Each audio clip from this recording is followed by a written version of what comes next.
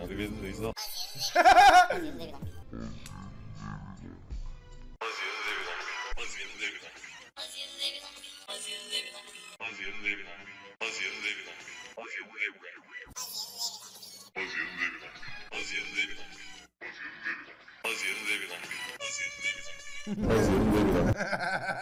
Bak bu güzel olmuş işte Furkan.